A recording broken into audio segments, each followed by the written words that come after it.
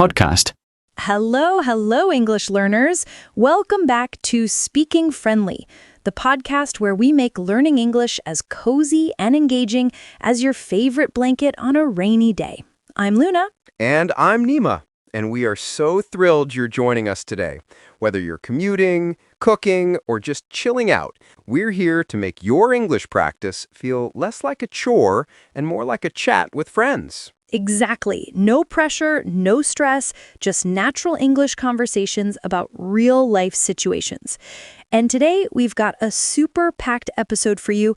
We're going to dive deep into the wonderful world of daily routines, from the moment you wake up all the way to winding down at night. That's right. We'll be covering everything from morning chaos to afternoon errands, evening relaxation, and even some special situations that pop up in daily life. And don't worry, we'll sprinkle in plenty of useful phrases, repetitions, and little interactive moments for you to practice along with us. So get comfortable, maybe grab a cup of tea or coffee, and let's get ready to speak friendly. All right, Luna. Let's kick things off with the most important part of anyone's day, the morning. What's your typical morning routine like? Are you an early bird or more of a night owl struggling to get up? Oh, Nima, I am definitely not a morning person by nature.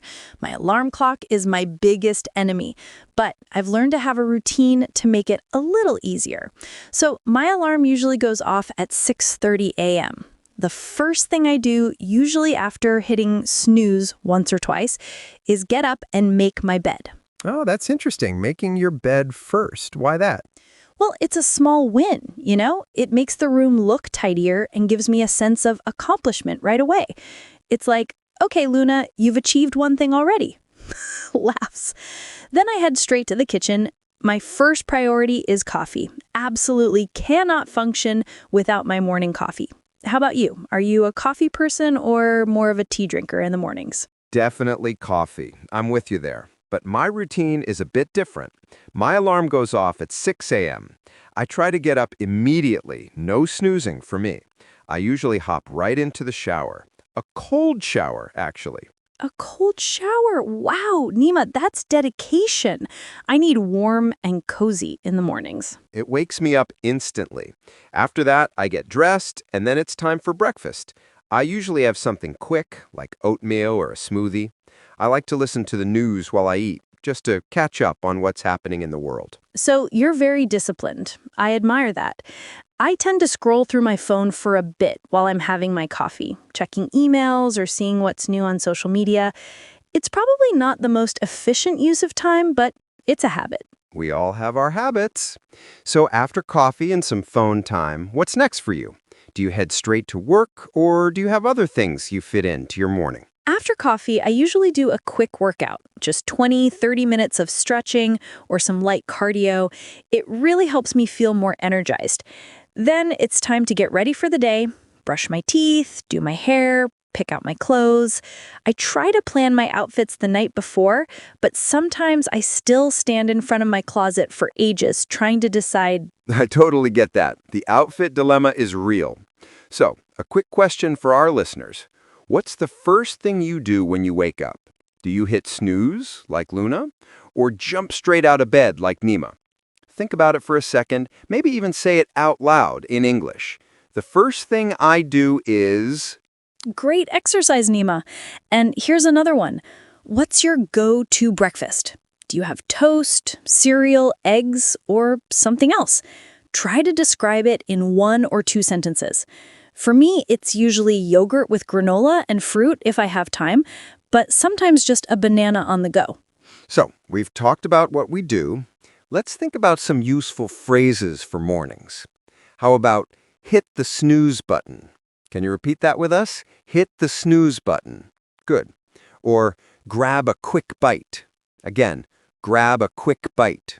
That means eating something fast. Perfect. And what about rush out the door?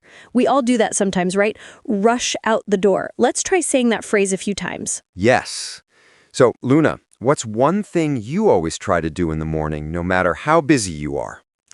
Drink a big glass of water right after coffee. It helps me feel refreshed. How about you? I always try to make sure my work bag is packed the night before. It saves so much stress in the morning. Smart. Okay, so we've conquered the morning. Now let's shift gears to the afternoon. After you've settled into your workday, what does your typical afternoon look like, Luna? Well, my afternoons are usually packed with meetings and focused tasks. I try to schedule my most demanding work for the afternoon because that's when I feel most productive after my morning coffee has kicked in. I usually have lunch around 12:30 or 1 p.m. I try to bring my own lunch to work, usually leftovers from dinner the night before or a salad. That's a great habit. Bringing lunch saves money and is usually healthier. Do you ever go out for lunch or grab something quick from a nearby cafe? Sometimes, especially if I have a really busy day and didn't have time to pack anything, there's a great sandwich shop near my office, and sometimes my colleagues and I will go there together. It's nice to get a change of scenery and have a little chat. I agree. A change of scenery can really help break up the day. My afternoons are a mix of project work and answering emails. I also try to take a short walk during my lunch break, even if it's just around the block. It helps clear my head. That's a good idea. I should try to incorporate that. Sometimes I just sit at my desk all day, and by 3 p.m., I feel a bit restless. Do you ever hit that afternoon slump? You know, when you just feel tired and your energy dips? Oh, absolutely. The afternoon slump is real. When that happens, I usually grab another cup of coffee or sometimes just a big glass of water. And if I can, I'll stand up and stretch a bit or walk around the office. What do you do to combat the afternoon slump? I usually go for a little snack, like some fruit or nuts to get a little energy boost. Sometimes just getting up and walking to the kitchen for water helps. Or I'll put on some upbeat music, quietly, of course, if I'm working in the office, just to keep my energy up. Oh, good strategies. So let's practice some phrases for the afternoon. How about packed with meetings? Repeat after us. Packed with meetings. This means you have a lot of meetings. And grab a quick lunch. Say it with us. Grab a quick lunch. This is when you eat something fast. Another good one is change of scenery. This means going somewhere different to refresh yourself. Change of scenery. And finally, afternoon slump. This is that feeling of low energy in the afternoon. Afternoon slump. All right, listeners, here's a mini exercise for you. What do you usually have for lunch? Describe your typical lunch in English. And another question to think about, what do you do to beat the afternoon slump? Do you drink coffee, take a walk, or do something else? So, Luna, do you have any specific errands you usually run in the afternoon, like grocery shopping or picking up dry cleaning? Oh, definitely. If I have to run errands, I usually try to do them right after work before heading home, like going to the grocery store or mailing a package. It saves me from having to go out again later in the evening. Smart. I try to do my grocery shopping on the weekends when I have more time. I find the stores are less crowded, too. Okay, Nima, the workday is done, the errands are run, now we're in the evening. This is my favorite part of the day, honestly. What does your evening look like? How do you wind down after a busy day? For me, the evening is all about unwinding. The first thing I do when I get home is change into comfortable clothes. Then I usually make dinner. I really enjoy cooking, so I try to cook something new a few times a week, or just make a comforting favorite. It's my way of relaxing. Oh, that's so nice. I wish I enjoyed cooking as much as you do. For me, dinner is more of a necessity. Laughs. I usually try to keep it simple, or sometimes I'll order takeout if I'm feeling lazy. After dinner, I like to relax on the couch, maybe watch a TV show or read a book. What kind of shows are you into lately? Or any book recommendations for our listeners? Oh, I'm a big fan of mystery series. I just finished The Silent Patient, a really gripping book. As for shows, I've been binging a new historical drama. It's so addicting. How about you? What do you do to relax? I'm more of a documentary person when it comes to TV. And I love listening to podcasts, of course. But I also like to play guitar in the evenings. It's a great way to clear my head and just focus on something creative. That's wonderful. You're so talented. Do you ever have special plans in the evening, like going out with friends or maybe a class? Yes, sometimes. Maybe once or twice a week I'll meet up with friends for dinner or a movie. Or I might go to the gym in the evening if I didn't get a chance in the morning. How about you? Do you have any regular evening activities or social plans?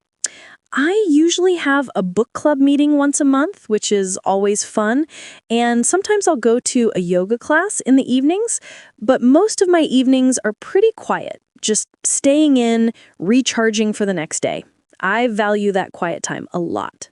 I can relate to that. It's important to have that balance between social activities and just having some downtime. Before bed, what's your last little routine? I always make sure to read for at least 30 minutes before bed.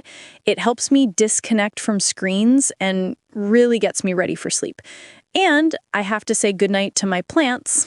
All right, let's keep this conversation going with some more common daily scenarios. Luna, imagine you're at work and you need to ask your boss for some time off. How do you approach that conversation? That's a good one. I would definitely try to give plenty of notice. I'd probably say, "Excuse me, Jack, do you have a moment? I'd like to request some time off next month. My sister is getting married and I'll need 5 days." Perfect. Being polite and providing the reason is always a good idea. How about if you're brainstorming ideas with colleagues? What phrases do you use to contribute? I'd say things like, "How about we try," or "What if we," or "I have an idea. We could," and I always try to listen to others and respond with, "That's a good point," or "I agree with that." Excellent. And speaking of shopping, imagine you're at the grocery store and you see a really good deal. What do you say? "Oh, wow, look at this deal. Buy one, get one free." Or, "That's a steal," when something is very cheap. I love a good bargain. Me too. And what if you're at the checkout and you have coupons? "Here are my coupons, please." And then I hope they all stand correctly. Sometimes they don't, and you have to say, "This one isn't scanning. Can you try again?" That's a realistic one. Okay, let's move to a different setting. You've just arrived at a hotel and you're checking in.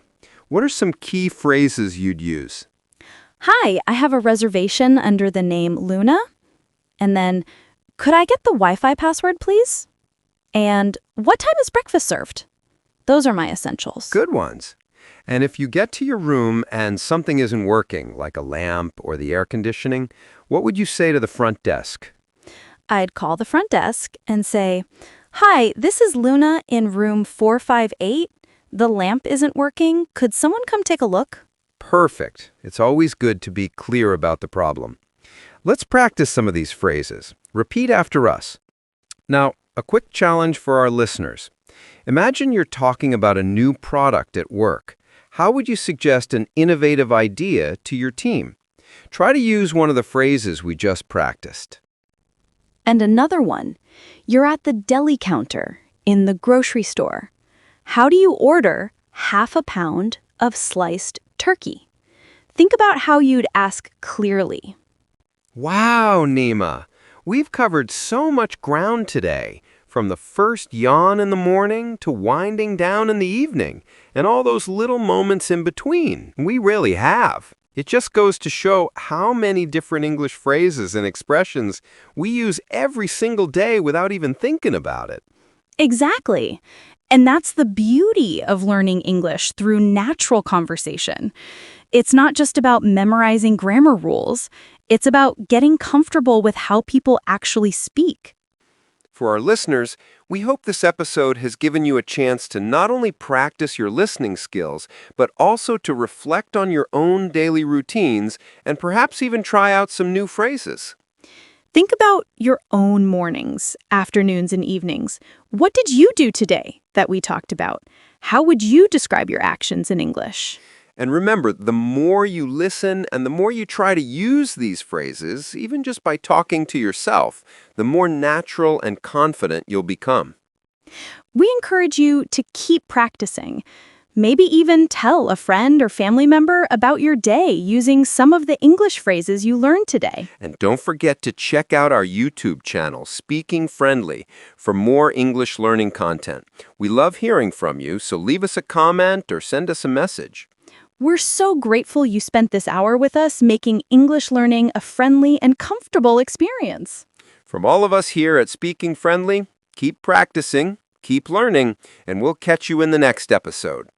Bye for now. See you next time.